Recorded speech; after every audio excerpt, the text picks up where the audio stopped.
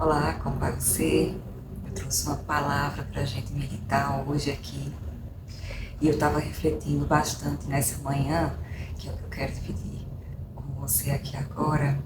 Me veio assim na cabeça enquanto eu tomava café o seguinte questionamento. A gente já ouve muitas vezes, né, se falar que para você viver um milagre, muitas vezes você precisa provocá-lo, né? Você precisa agir, que você precisa tomar uma ação. Mas será que isso sempre é verdade, né? Fica o questionamento. E é sobre isso que a gente vai meditar aqui agora. Porque quando a gente olha para a Bíblia, nós vamos encontrar em diversas situações pessoas que precisaram, para viver aquilo que estava preparado para elas, de certa forma tomar uma ação, né? Que precisaram se movimentar. Por outro lado, nós também vamos encontrar na Bíblia pessoas que estavam totalmente impossibilitadas de fazer qualquer coisa e ainda assim o milagre aconteceu.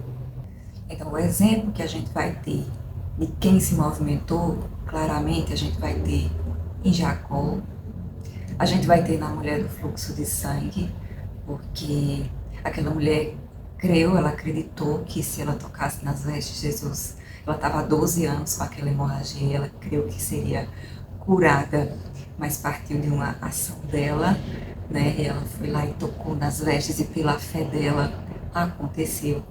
A gente vai ter isso também no cego Bartimeu, quando o cego Bartimeu vai lá e começa a clamar: Jesus, filho de Davi, tem compaixão de mim, de forma que a insistência dele, a fé dele, né, fez com que Jesus ouvisse aquele clamor e assim ele foi abençoado e recebeu o seu milagre. E o interessante é que quando se fala em provocar o milagre, né, neste caso aqui, a gente não está falando de manipular as circunstâncias, né? A gente está falando de não permanecer passivo diante das oportunidades. Mas a gente também vai encontrar na Bíblia casos em que houve uma virada, houve um milagre e que a pessoa estava praticamente impossibilitada de fazer alguma coisa, não provocou aquilo ali e que aquilo ali, de certa forma, pertencia àquela pessoa e ela não ia deixar de receber por isso, né? E a gente consegue ver isso claramente lá no livro de Esther, na pessoa de Mardoqueu, né? Mardoqueu nem no palácio ele podia entrar, né? Ele ficava do lado de fora, vestido com roupas de saco, e ainda assim, quando apareceu a situação de morte para ele, que ele nada podia fazer, ele nada tinha como se movimentar no que tange a isso, simplesmente Deus inquietou o sono do rei dentro do palácio e a vida dele não apenas foi poupada através de uma descoberta, quando se pediu o livro das crônicas, a vida dele não apenas foi poupada, como ele também foi honrado, né?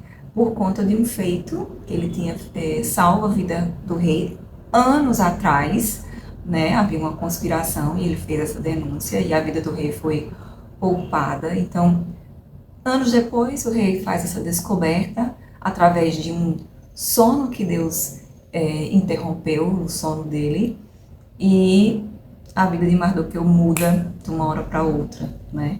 E aí acontece um milagre, uma virada.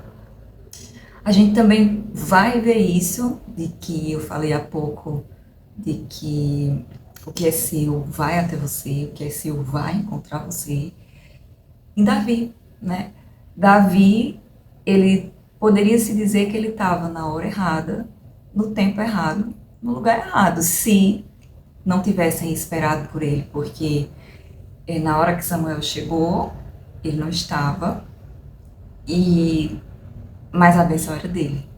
Então, nesse momento, quando ele pergunta se tem mais alguém, porque já tinha se percebido que não era aquela pessoa que às vezes a gente fica tentando, né, fazer as coisas andarem, não era aquela pessoa. E aí é dito que tem o mais moço. E aí vem algo interessante, porque a bênção não apenas foi até ele, mas a bênção ainda esperou por ele, porque é dito que nós não nos assentaremos à mesa até que ele chegue. E isso é um ponto bem interessante para a gente analisar, porque às vezes a gente fica achando, né, que a gente precisa correr, e há momentos que a gente também acha que a gente não precisa fazer absolutamente nada. E a gente precisa ter esse cuidado, né? Precisa ter cuidado com isso. Às vezes vai haver situações onde há um mar vermelho que você precisa avançar, de que há umas vestes em que você precisa tocar, mas também vai haver situações onde você é um simples mardoqueu que está do lado de fora e que você não tem como se movimentar, você não vê possibilidade de movimento da sua parte e que Deus vai fazer, porque o milagre é seu. Então eu acho que a gente não pode transformar a nossa ação como fórmula para um milagre, até mesmo porque a gente não controla, né, as circunstâncias, e a gente também não pode transformar uma espera como desculpa para a gente não agir. Então talvez hoje você possa estar numa situação onde precisa de um passo seu, mas também você pode estar numa situação onde não há nada que você possa fazer. Então eu acredito que a gente precisa orar, que a gente precisa perdoar, que a gente precisa pedir ao Espírito Santo. O Espírito Santo é iluminador das palavras e ele habita em você, ele mora em você, né? E a gente tem que pedir a Deus para que todos os dias a gente seja cheio do Espírito Santo e que a gente consiga ter a clareza que a gente precisa, né? E também clamar a Deus dizendo: Senhor, não me permita carregar sobre os meus ombros aquilo que eu sei que só o Senhor pode fazer. Porque vai haver momentos em que vai ser assim. Porque muitas vezes, enquanto você dorme, Deus pode estar inquietando o sono do rei. Você às vezes pode estar do lado de fora, enquanto Deus movimenta o que acontece dentro do palácio. Então eu acho que a gente precisa sim fazer a nossa parte, mas a gente nunca pode pensar que o milagre depende exclusivamente da minha capacidade de provocar. Porque há milagres que vão começar quando você dá o passo, mas há milagres que começam quando Deus decide mover uma peça que muitas vezes você nem sabia que existia ou que estava acontecendo. E no fim das contas, o milagre continua sendo Deus. Então, eu preciso fazer alguma coisa, Fernanda, para Deus me abençoar? Não necessariamente. Eu preciso, Fernanda, ficar sem fazer nada? Também não. Porque se você estiver se culpando também, porque existe uma parte que é sua, sim, existe, mas existe outra parte que nunca será sua. Você faz a sua parte, mas você não controla as circunstâncias. Como a gente já falou, Davi estava no campo enquanto a bênção estava na sala. E a bênção não foi embora porque Davi não estava onde se esperava encontrá-lo. Lembra? Nós não nos assentaremos até que ele venha. Então, existem momentos em que você realmente vai precisar agir, mas também existem momentos em que Deus não vai deixar de abençoar você porque você estava num lugar aparentemente errado. Davi estava cuidando de ovelhas. Aos olhos humanos, podia estar no lugar errado, na hora errada. Samuel foi até a casa de Jessé, perguntou por ele, soube que ele estava no campo e decidiu esperar. Então a ausência de Davi não anulou o que Deus tinha para ele. Mardoqueu estava do lado de fora do palácio. Deus movimentou o rei. Davi estava no campo. Então eu acho interessante a gente não pensar que a gente está longe da porta certa, distante, né, do propósito. Pelo contrário, a gente pode estar à beira de vivê-lo, né? E a única coisa que pode impedir, muitas vezes, a bênção de acontecer, a gente viver aquilo que Deus tem pra gente, o único impedimento, talvez, né, seja o nosso orgulho. Talvez agora fique um pouquinho diferente o enquadramento aqui do vídeo, porque enquanto eu estava falando, meu celular descarregou, o inimigo tentando atrapalhar a gente, mas não vai conseguir. E aí eu retornei, eu tô retornando meu raciocínio. Eu estava falando do orgulho, né?